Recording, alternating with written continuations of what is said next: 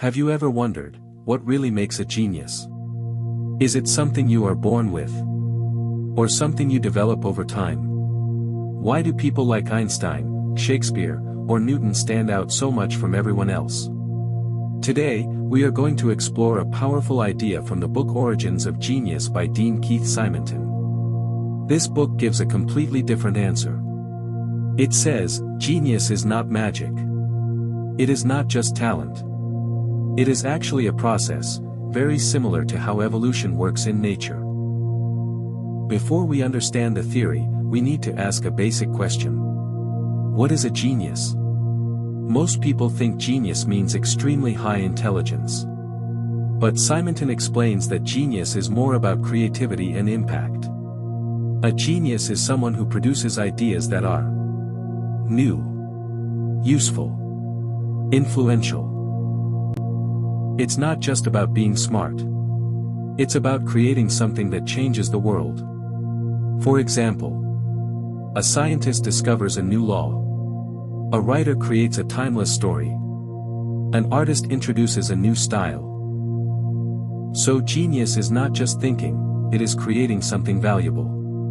Now comes the most interesting idea of the book. Simonton connects creativity with the theory of evolution proposed by Charles Darwin. In biology, evolution works like this. Many variations appear. The strongest survive. The best traits are passed on. Simonton says, creativity works in the same way.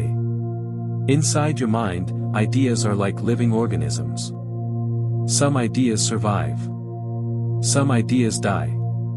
This process is called backhand index pointing right variation, selection, and retention. Let's understand each one. Variation means producing many different ideas. A genius does not just think of one idea. They think of hundreds, even thousands. Most of these ideas are not perfect. In fact, many are wrong or useless. But that's okay. Because creativity is not about getting it right the first time. It's about exploring possibilities. For example, a scientist may test 100 experiments. A writer may write many drafts. The more ideas you generate, the higher your chance of finding a great one. After generating many ideas, the next step is selection. Not every idea is good. So the brain, or sometimes society, selects the best ones. Selection depends on logic, feedback, environment. For example, a musician creates many melodies. But only a few become hit songs.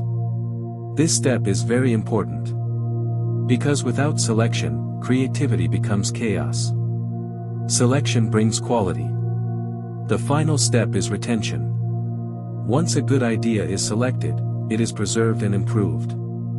This means refining the idea, sharing it with others, building on it. For example, a scientific discovery is tested again and again. A story is edited multiple times before publishing. Retention ensures that good ideas do not disappear. Instead, they grow stronger over time. One of the most powerful lessons from this book is failure is necessary. If creativity works through variation and selection, then failure is part of the process. You cannot succeed without trying many times. This means more ideas equals more chances. More failure equals more learning. Geniuses are not people who never fail. They are people who fail more, but learn faster. Let's break some common myths. Crossmark myth 1, genius is only natural talent. Heavy checkmark truth, it is a process of generating and refining ideas. Geniuses always succeed. Heavy checkmark truth, they fail many times. Crossmark myth 3, creativity is rare. Heavy checkmark truth, everyone can develop it. Simonton shows that genius is not mysterious. It is systematic. So what have we learned? Creativity works like evolution. Backhand index pointing right generate many ideas. Backhand index pointing right select the best ones. Backhand index pointing right improve and keep them. That's it. Genius is not about being perfect. It is about persistence and process. So next time you doubt yourself, remember. You don't need to be born a genius. You just need to think more, try more, and never stop improving. Creativity is not magic. It is evolution inside your mind.